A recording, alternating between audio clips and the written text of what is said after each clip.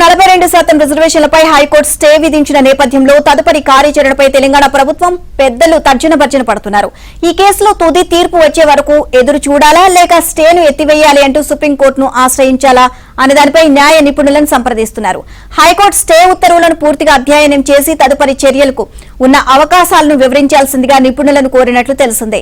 వారి సూచనలు ఆధారంగా తదుపరి కార్యాచరణ నిర్ణయించడానికి వాళ్ళ సీఎం రేవంత్ మంత్రులు పార్టీ ముఖ్య నేతలతో భేటీ అయ్యే అవకాశం ఉన్నట్లు తెలుస్తోంది.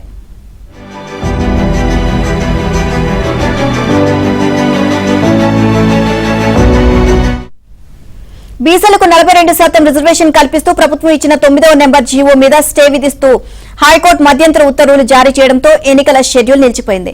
కోర్టు ఆదేశాలకు అనుగుణంగా వ్యవహరిస్తామని రాష్ట్ర ఎన్నికల సంఘం తెలిపింది. తదుపరి నోటిఫికేషన్లు వచ్చే వరకు ఎన్నికల ప్రక్రియ మొత్తాన్ని నిలిపివేస్తున్నట్లు ప్రకటించింది. దాంతో నామినేషన్లకు బ్రేక్ పడింది.